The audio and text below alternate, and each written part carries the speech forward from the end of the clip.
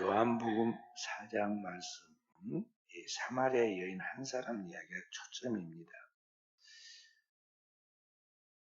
마태, 마가, 누가 요한복음 중에 요한복음을 가장 마지막에 썼는데 사도 요한이 그 많은 예수님이 이 땅에서 우리를 위하여 하신 일을 다 마태, 마가, 누가복음 다 보았습니다.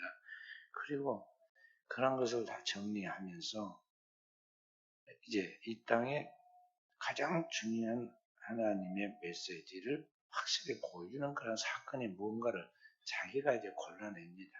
그래가지고 그 마태, 마가, 누가복음에 없는 그런 중요한 일들을 때로는 압축하기도 하고 때로는 전체적인 것들 중에 그 중에 가장 대표적인 사건들, 기적들을 골라가지고 지금 여기에 요한복음에 기록을 했습니다. 그래서 마태복음이나 누가복음, 마가복음에 예수님의 탄생과 그의 모든 생애 길게 이야기하면서 여기는 한 줄로 딱 말씀이 육신이 되셨다 그렇게 표현을 아주 단순하게 하죠. 그리고 이제 2장부터 시작해서 가나의 혼인잔치에 물로 포도주가 이제 변한 사건, 또 3장에 니고데모가 예수님을 만나서 물과 성령으로 거듭나는 사건, 그 다음에 요한복음 4장에 가서는 이제 수가성 우물가의 여인이 예수님을 만나고 그리고 그를 통해서 하나님이 어떻게 우리 가운데 역사하시고 인자하는 걸 가르쳐주고 있어요. 그래서 이런 것들을 통해서 우리에게 지금 중요한 하나님의 말씀들을 압축하고 그것을 보여주고 있는데 여기 사마리아 여인과 그 동네 사람들 한 번에 구원받은 이야기를 통해서 우리에게 보여준 것이 무엇이었느냐 하면은 하나님의 진리가 무엇이냐는 것이었습니다. 그 하나님의 진리가 뭐냐 그러면서 인간의 구원에 대한 문제를 이야기하였는데 인간의 구원은 단순하게 여러 가지로 이야기하지 않고 길과 진리와 생명 되신 예수 그리스도와 그분이 우리에게 주신 그 영생의 말씀으로 말미암아 되어진다. 인간이 구원받는다는 것을 지금 이야기해주고 있는 것입니다. 그래서 오늘 인간은 이 예수 그리스도 우리 주시는 그 말씀이 바로 하늘의 생명 양식이고 우리는 그 땅에 있는 육신의 양식만이 아니라 하나님의 영생하시는 그 양식, 영생의 양식으로 살아야 한다는 것을 지금 거기에서 계시해주고 있다는 것이죠. 그래서 이걸 강조해서 이제 6장, 5장, 6장에 쭉 가면은 5,000명을 먹이는 사건 이야기가 나오면서 다시 예수 그리스도야말로 살아있는 진리이면서 영생의 떡이다.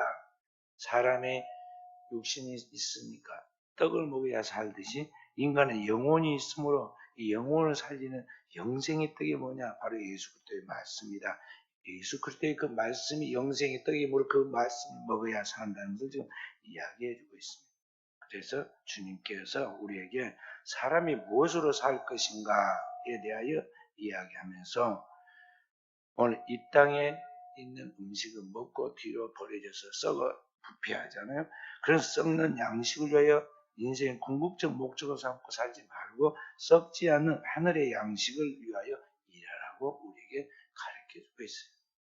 그러니까 먼저 그의 나라와 의를 구한다는 게 구체적인 삶이 오늘 우리의 삶 속에서 이 삶의 목표가 땅에 있는 것이 되어서 이 땅에 있다가 없어지고 소멸하고 썩어버리는 것이 거기에 목적을 두고 살면 말하는 거죠. 영원한 하나님 앞에까지 가는 그 내 생명이 영생하는 그 영생의 양식인 하나님의 양식을 위하여 그것을 얻기 위하여 살아가는 것입니다.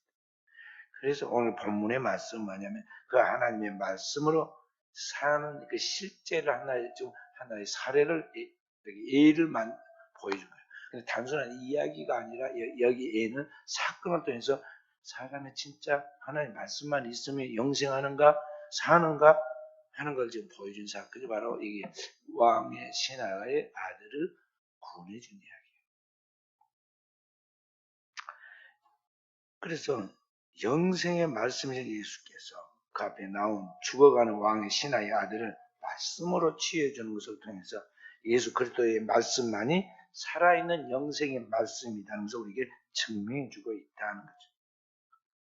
그런 의미에서 오늘의 사람은 현대인들이, 그리스도인들이 삶에 생명이 없고 무기력하고 또 오늘의 삶 속에 여러 가지 해결을 못하고 있는 게 뭐냐? 다른 게 아닙니다. 그 안에 하나님의 말씀이 없기 때문에 그러하다는 거죠. 하나님 말씀이라고 듣기는 듣지만 너무 피상적이고 설교의 말씀 또 성경의 말씀 읽거나 듣는 것이 너무나 그냥 습관적으로 그걸 읽고 듣는 것이지 진짜 그 말씀이 영원한 생명이며 그 말씀을 내가 산다는 믿음을 갖고 있지 않다는 거죠. 그리고 그러한 것을 틈타고 그렇게 말씀이 없고 희미한 것을 틈을 타서 오늘날 미혹하는 영들이 다가오는 거예요. 그래서 이러한 어리석은 영혼들을 향하여 미혹하는 영들이 점치듯이 애언을 하고 사사로운 집회들을 통해서 굳세지 못한 영혼들을 미혹합니다. 그래서 오늘 우리는 이 영생의 말씀인 주의 말씀을 들을 때 그 말씀 오늘 나에게 주는 말씀으로서 그 말씀을 믿는 내게 실제로 오늘 내가 하나님의 구원의 효력을 체험한다는 그런 마음을 분명하게 가지고 그런 기대감을 가지고 나와요. 그냥 수요일 됐으니까 교회 가야겠다. 그런 것이 아니라 오늘도 내가 하나님 말씀으로 응답받고 하나님 말씀으로 치유받고 하나님 말씀 구원받아야겠다. 그런 확실한 하나님에 대한 기대와 믿음을 갖고 나아보라는 것이죠. 자, 오늘 내용을 가만히 이제 봅니다. 사마리아에서 전도의 자격을 끝마친 예수님이 갈릴리로 가셨다가 전에 포도주로 만든 갈릴리 가나로 물로 포도주를 만든 갈릴리 가나로 갑니다. 근데 그곳에서 어떤 한 사람을 만났는데 헤롯 왕의 신하 한 사람을 만났습니다. 그 왕의 신하는 자네가 심각한 병이 들어 있었어요. 그러니까 그 사람은 원래 가버나움에 사는 사람인데 이 가버나움에 살던 사람이 한 40km 떨어진 이 가버나움에서 갈릴리로 예수님을 만나러 오는 것입니다. 그래서 예수님 앞에 엎드려 간청해요. 자기 아들이 죽게 되어 있으니 가버나움으로 내려오셔서 아들의 병을 고쳐달라고 그랬어요. 40km니까 이게 이제 백리거리입니다. 하루 내 걸어가야 하는데 고쳐달라는 거죠. 근데 예수님이 고쳐주는 것이 아니라 이 사람 먼저 책망을 합니다. 뭐라고 말합니까? 너희가 표적과 기사를 보지 못하면 도무지 믿지 못하느냐고 책망해요. 그래서 책망만 하는 게 아니라 그 다음에 응답해 주십니다. 가라. 내 아들이 살았다. 너무 간단하게 너무 쉽게 응답해 주시죠. 그런데 여기 그 왕의 신하가 예수님의 말씀 가라. 내 아들이 살았다. 그 말씀을 붙들고 믿고 갑니다. 돌아갔는데 돌아가 보니까 그 아들이 죽음의 사경에서 치유가 되었어요. 그래서 언제부터 열기가 떨어지고 이렇게 회복됐는지 그러니까 어젯밤 7시라고 했어요. 근데 그 시간 딱 헤아리면 바로 그 왕의 신하가 예수님을 만나서 간청할 때 예수님이 가라 내 아들이 나았다는 바로 그 시간이었던 것을 알고는 그와 그의 온 집이 예수님이 진짜 하나님의 아들이시고 그분의 말씀이 이 세상 모든 만물을 창조하고 모든 사람을 죽음에서 살리는 영생의 말씀이라는 것을 알고 예수님을 믿었다 그랬어요. 그와 그 온 집이 다 믿었어요. 그래서 오늘 이 사건을 통해서 주님이 우리에게 주신 말씀은 뭐냐면 우리 모든 사람들은 말씀이 육신이 되어 우리 가운데 오신 예수 그리스도와 그 말씀을 믿는 믿음으로 살아야 한다는 것입니다. 그 진짜 주님을 믿는다는 건 뭐냐면 그분의 모든 말씀은 나를 위하여 보내신 하나님의 구원의 말씀이라는 걸 알고 어린아이처럼 순수하게 믿어야 한다는 것이죠. 그 예수 그리스도의 말씀을 믿을 때 거기에서부터 폭발적인 능력과 구원의 기적이 나타나는 것입니다. 로마서 10장 11절에 뭐라 말씀하셨습니까? 믿음은 들음에서 나고 들음은 그리스도의 말씀으로 말미암느니라. 살리라. 세상에 많은 이야기들이 있지만 재미는 있을지 몰라도 살리지는 못해요. 그러나 그리스도의 입으로 나오는 말씀은 오늘 우리를 살린다. 그래서 우리는 그 말씀으로 살아야 하는 거예요. 현대인들이 삶이 무기력하고 그리스도인들까지도 무능한 모습을 보이는 건 뭐냐면 그 안에 하나님 말씀이 없기 때문에 말씀이 없는 기갈, 말씀이 없는 그것이 오늘날 우리의 삶을 무기력하게 무력하게 만든다는 것입니다. 먼저 왕의 신하의 아들이 질병에 걸린 사건이 주는 의미가 뭔가를 한번 봅니다. 46절 말씀 함께 다시 봅니다. 46절 예수께서 다시 갈릴리 가나에 이르시니 전에 물로 포도주를 만든 곳이라. 왕의 신하가 있어 그의 아들이 가보면서 병들었더니 여기 왕의 아들이 지금 병들었어요. 여기서 우리는 인간의 시련이 왜 오는가를 한번 생각해 봅니다. 왕의 신하입니다. 왕의 신하라고 하는데 원문을 보면 왕의 외아들을 말해요. 신하, 왕의 신하의 외아들이에요. 근데 그 집안에 권력도 있고 여러 가지가 다 갖춰졌는데 불행이 뭐냐면 아들이 병들어 죽어간다는 것입니다. 그 당시에 현대의학과 노력으로 치유할 수 없는 병이 걸려 죽게 되었다는 것이죠. 오늘날도 마찬가지잖아요. 고대에 지금 여기 그 열기가 제70부터 떨어졌다 그러는데 열기로 인해 병이 든 걸 죽게 된 걸 보면요. 그 당시에 그 무슨 병이 걸렸냐면은 이 장티푸스가 걸린 거예요. 그때 당시에 그 병을 연병이라고 불렀어요. 연병. 이 화염할 때 그 불을 말은 불. 열병이 열병에 걸렸어요. 우리나라도 100년 전에 열병에 걸리고 막 떼죽음을 당하고 그랬습니다. 우리 선교사들이 들어와가지고 야 이것은 장티푸스인데 주사 한 방이면 된다 그래가지고 주사를 맞춰서 다 살려냈잖아요. 그런데 2000년 전이니까 우리나라의 조선시대, 고려시대, 삼국시대 다 지나서 고대 이야기. 그때 이 병이 걸렸으니까 백발백중 죽는 거예요. 그 병이 걸려서 이제 치유할 수 없는 질병에 걸려서 죽게 되었는데 보통 사람들이 이런 병이 걸리면 어떡합니까? 야, 하필이면 우리 집에 이런 일이 생기냐. 어떻게 해서 내가 무슨 죄가 있어서 나에게 이런 일이 생기는가 늘 그렇게 보통 생각합니다. 그래서 좌절하고 분노하고 방황하죠. 근데 여기 왕의 신하 그 아이가 죽게 되었을 때 그 왕의 신하라는 이 사람이 신앙을 회복하잖아요. 하나님을 찾잖아요. 자신의 잃어버린 신앙의 그런 그 본질을 다시 생각하게 됩니다. 그래서 하나님을 찾게 되죠. 그러니까 이 인간의 위기, 이 고난은 이런 질병이라는 걸 통해서 지금 그 하나님을 찾는 것 같이 오늘 우리 하나님을 찾게 만드는 하나님의 구원을 받도록 그렇게 만드는 하나님의 그 깊은 섭리가 그 속에 들어있다는 것을 우리가 알 수가 있어요. 그러니까 인간의 위기는 하나님의 더 큰 은혜와 축복을 주시기 위한 과정이라는 것을 우리가 알아야 한다는 것입니다.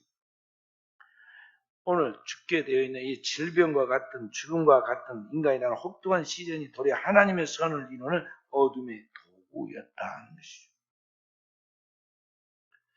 그래서 이러한 시련이 침입해 들어오면 질병과 같은 이런 시련이 침입해 들어오면 그때서야 인간의 그 완악하고 타락한 죄악된 본성들, 그 죄악된 욕망들, 자신 속에 들어있는 그 사악한 그런 것들이 하나님 앞에서 드러나게 되고 그렇게 해서 우리 인간의 이기심과 정욕과 그런 하나님과 상관없이 살아왔던 그 무관심했던 사람들을 하나님 앞에 다 음지에서 양지에 드러내놓고 자기를 돌아보고 그치고 회개하게 되는 거죠.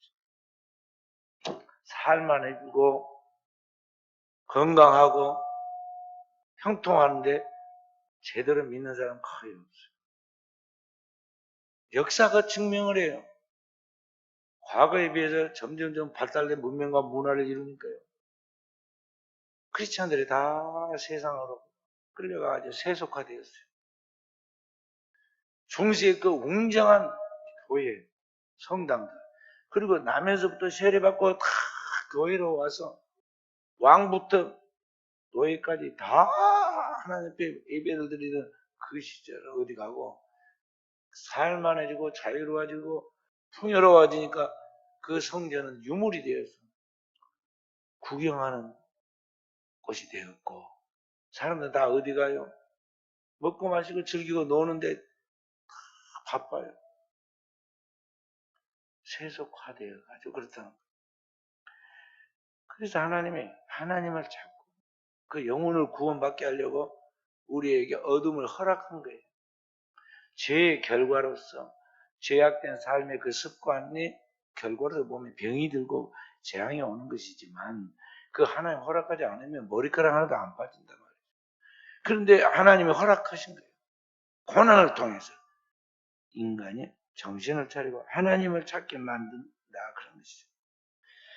그래서 이런 고난이 오늘 하나님 앞에서 우리의 영혼에 그리스도의 신앙이 싹트는 계기가 되고 하나님을 다시 찾음으로 그 영혼이 하나님 앞에서 구원을 받게 되니까 오늘 여기 가정에 왕의 신하의 가정에 이때 주님을 찾게 되고 주님을 만나서 구원받으니까 그 다음에 어떠합니까?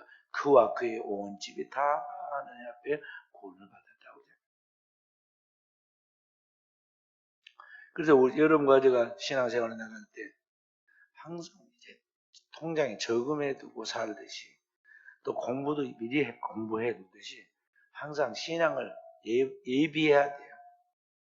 뭐 예방이 가장 중요한 거예요. 그 교회에서 신실하게 신앙생활 하면서 철저하게 제자 훈련하고 기도하고 준비하면서 신앙생활 평상시에 해놔야 해요.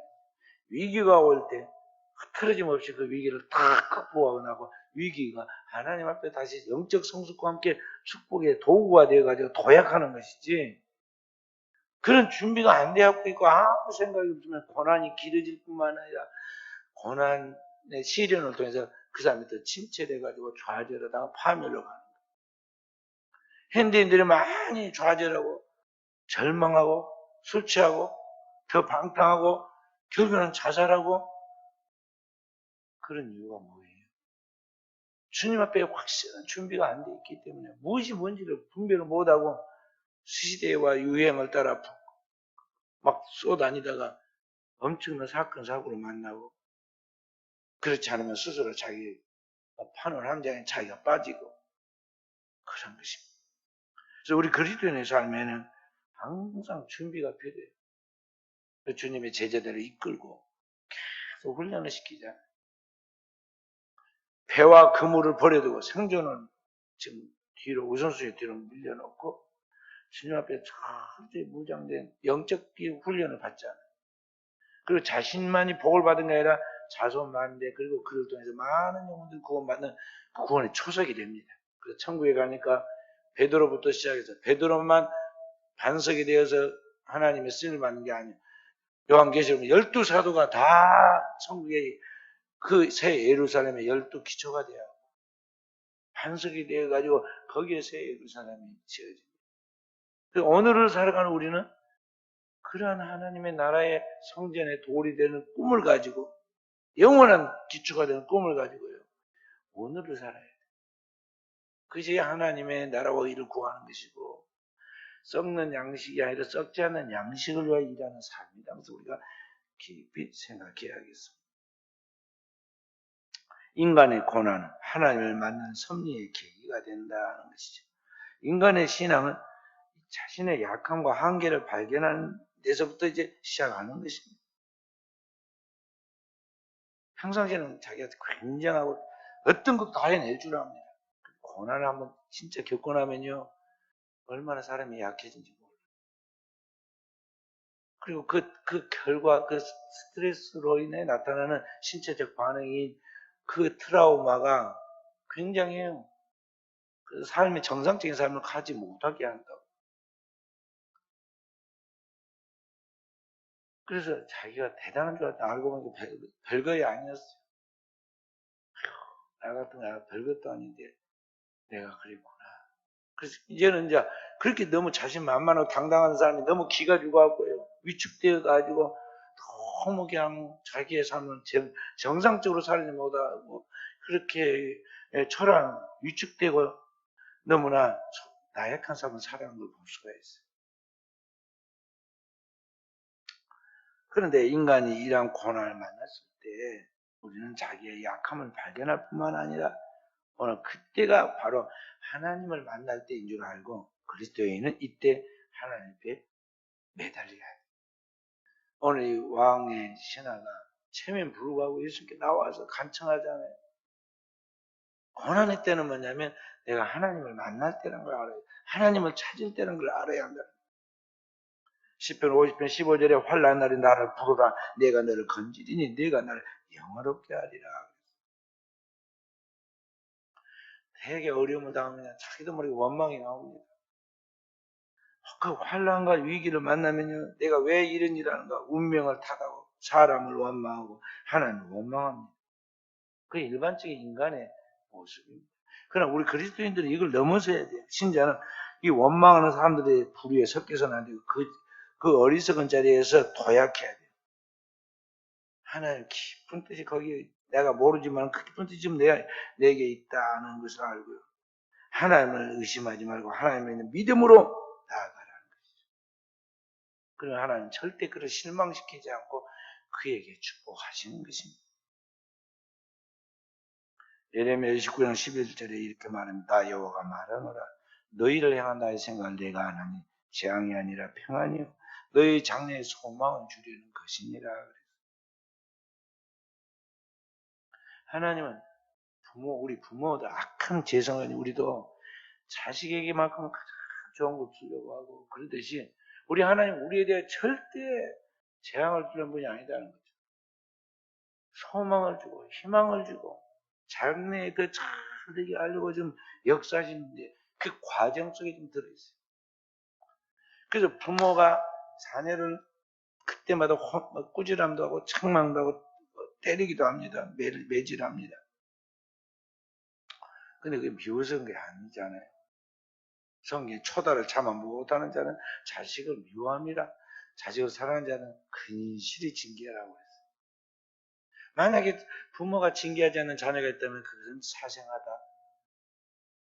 진짜 자녀는 부모가 끊임없이 징계하는데 하나님도 그러하시다 그랬어요. 하나님은 이런 것을 불꽃같은 눈으로 살피고 머리카락 하나 세밀하게 세면서 우리에게 간섭하신 하나님이에요. 그렇기 때문에 우리는 그 하나님이 나를 향한 계획이 있다는 걸 알고 어떤 가운데서도 하나님을 의심하지 말고 하나님을 향한 기대를 버리지 말고 그 하나님이 하시는 모든 일은 잘 하시는 일인 줄 알고 그 하나님을 기대하면서 나아가라는 것이죠. 그렇게 내 인생 위기의 순간, 절망의 순간, 그 고통스러운 그 환란의 순간에도 영원하신 말씀이신 그 예수 그리스도를 믿고 그 주님이 우리에게 주신 모든 말씀을 다 믿는 믿음으로 나아갈 때 거기에 기적과 거기에 축복이 있다라고 하는 것입니다. 여기 이제 그 문제, 고난의 문제를 가지고 예수님께 나와왔습니다. 이 왕의 신하가 예수님께 나온 이야기 47절 4부터 49절에 나옵니다. 함께 읽어봅니다. 그가 예수께서 유대로부터 갈리로 오셨다는 것을 듣고 가서 청하되 내려오셔서 내 아들의 병을 고쳐주소서 하니 그가 거의 죽게 되었습니다. 예수께서 이르시되 너희는 표적과 기사를 보지 못하면 도무지 믿지 아니하리라. 신하가 이르되 주여 내 아이가 죽기 전에 내려오소서. 아멘. 여기 예수님께 여기 찾아왔습니다. 엎드려서 간청합니다. 주님이 책망합니다. 그럼에도 불구하고 또다시 제발 살려와서 고쳐달라고 간청합니다. 인간의 위기에 대우는 어떻게 나가야 하는가를 보여주는 그런 이야기죠. 오늘 여기 주님께 찾아와서 기도하였다는 거죠. 인간이 위기의 순간에 어떻게 행하는가? 그게 오늘 우리의 운명을 결정한다는 것입니다. 일반적으로 사람들은 위기를 만나면 첫째는 자기가 본인이 해결하려고 그럽니다. 일단 내가 해봅니다. 안 되면요, 나보다 힘이 있는 사람, 뭔가 더 그런 사람한테 의지를 합니다. 몸이 아픈 사람은 병원에, 더 좋은 병원에, 대형 병원에 막 가잖아요. 또 어떤 문제가 안 풀리면 행정적인 문제는요, 좀 더 직위가 높은 사람이 아는 사람에게 막 연락을 합니다. 그런데 이 왕의 신하도 안 그래 봤겠습니까? 별 방법을 다 쓰겠잖아요. 이래도 저래도 안 되고 아이가 이제 곧 죽어간 것이 딱 보입니다. 그러니까 뭐 눈앞에 다른 게 안 보여요. 그래서 그 사람이 예수님을 찾은 거예요. 근데 여기 보면 대단한 방법으로 전도가 된 게 아니에요.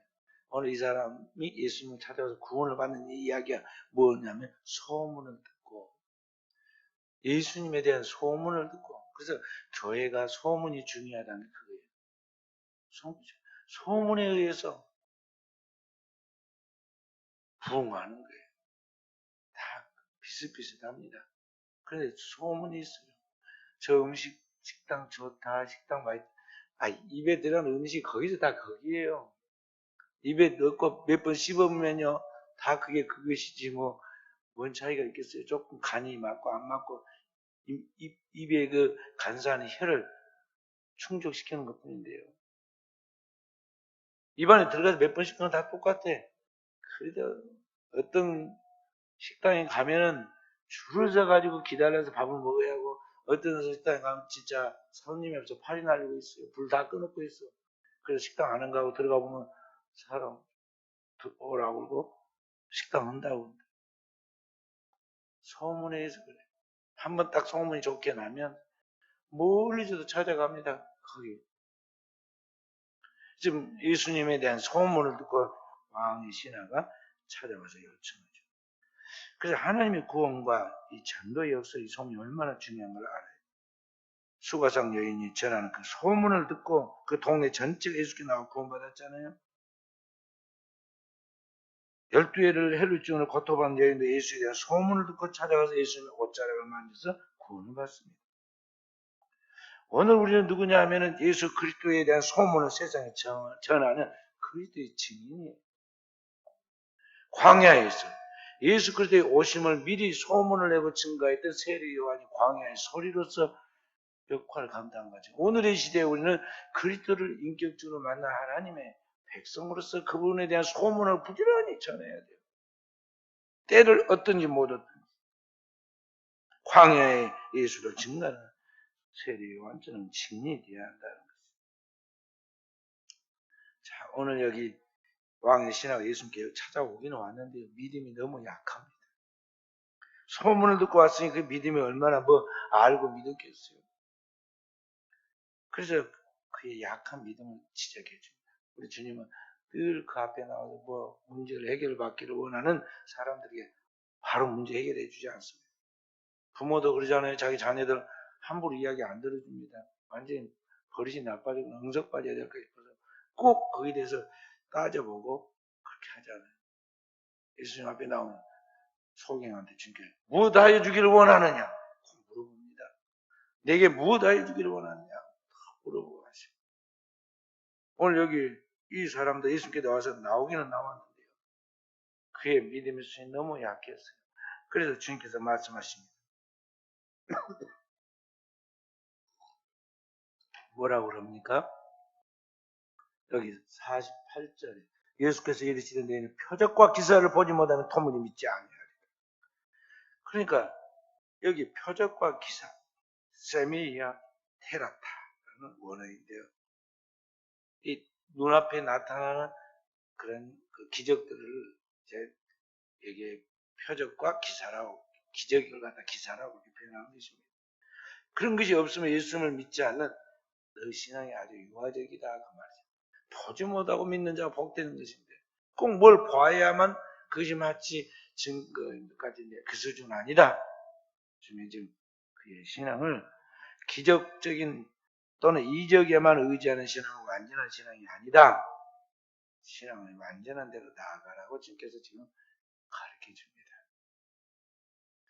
그래서 예수 그리스도를 우리가 믿는 신앙의 결과가 반드시 눈에 보이는 가시적 기적만으로 전부가 아니다는 것을 명심해야 돼요. 그래서 그 사람에게 그 지적을 하니까 용기를 잃었을 거 아니에요, 예수님 앞에.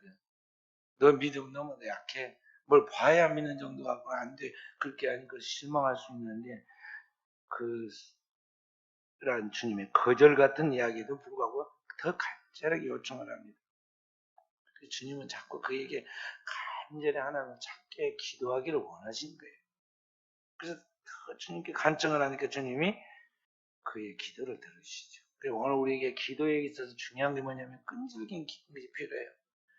성경에 보면 구하고 찾고 두드리라는 것은 한 번에 안 들어준다는 거예요. 강청하라고 그랬어요. 강권하고 강청하라고. 그렇게 하고 기도하는 동안에 우리 정신이 깨어나고 잠들어 있는 우리 영성이 살아나게 되고 그렇게 하면서 진짜 하나님 앞에 딱 체질이 갖춰지고 하나님 앞에 균형이 잡힌 신앙이 나에게서 이제 나오는 것입니다. 오늘날 우리의 삶 속에 왜 이와 같은 표적과 기적이 일어나지 않는가? 성경 뭐라냐면 내가 기도하지 않기 때문이다. 그럼 기도하는데요. 우리가 그렇게 말하잖아요. 그러면 주님이 말씀하십니다. 너희 기도는 진짜 기도가 아니라 자신의 영원 마음속에 있는 기원 정도이지 그 영원한 하나님의 말씀에 기초한 기도가 돼야 하는데 하나님의 말씀에 기초하니까 자기의 상상을 자기의 소원을 이루어지기를 바라. 그건 진짜 기도가 아니라 그건 정욕으로서 우리가 잘못 구하는 것이다. 그래서 응답이 없다는 거죠. 그래서 우리는 기도하면서 겸허하게 나를 향한 주의 뜻이 무엇인가에 대하여 주님이 이러한 과정을 통해서 이루시고 싶은 아버지의 뜻이 무엇인가에 대하여 계속 기도 속에서 주님 앞에 물을 때 하나님이 그 뜻을 찾게 해주십니다. 그리고 나를 깨뜨리세요. 자신을 쳐서 복종시켜서 오늘 우리 하나님의 올바른 신앙의 자세를 갖게 만든다는 것이죠. 그리 아니하실지라도 지금 내가 원하는 게 이루어지지 않고 그걸 이루어지지 않을지라도 나는 주님 앞에서 어떻게 살아야 한다는 확실한 믿음이 딱 생기는 거죠. 그때가 이제 완전해지는데 이때 하나님이 응답하십니다. 그런데 이제 그런 믿음을 가진 이 사람, 주님 앞에 바른 이제 신앙을 이제 회복해가는 그 신앙의 순간에 주님이 이제 그게 응답하시죠. 항상 하나님은 이미 와 계세요. 여호와 이레란 말이 그게 하나님은 지금 내게 가까이 와서 예비해 놓고 있다 이 말이죠. 우리보다 더 빨리 예비해 놓고 있어. 아브라함이 그 독재 이삭 하나님께 바치려고 할 때 이미 하나님은 숯불에 양을 예비해 놓고 딱 있잖아요. 항상 하나님은 우리보다 더 빨리 준비해 놓고 예비해 놓고 있습니다. 우리가 기도하기 시작하려고 할 즈음에 이미 하나님이 21일 전에 응답을 해 두었다고 다니엘 이야기에 나오잖아요. 항상 문제는 우리가 영안이 흐리고 분별리가 없으니까 내 곁에 응답이 있어도 나와 함께 하나님이 이미 와서 역사하시는 그 축복이 있어도 우리는 그걸 모르는 거예요. 자, 오늘 하나님 앞에 나와서 응답을 구하면서 그 사람은 뭐냐면 예수님은 어떻게든지 끌고라도 가가지고 40km 걸어서 밤새워서 가서라도 자기 아들한테 손을 대가지고 낫기를 바랐단 말이에요. 그런데 오늘 어떠합니까? 50절에 함께 읽어봅니다. 예수께서 이르시되 가라 내 아들은 살아있다 하시니 그 사람 예수께서 하신 말씀 믿고 가더니 기도의 응답은 뭐냐? 영생의 말씀이다. 이 올바른 예수 그리스도의 말씀에 대한 믿음이 기적을 가져오는 거예요.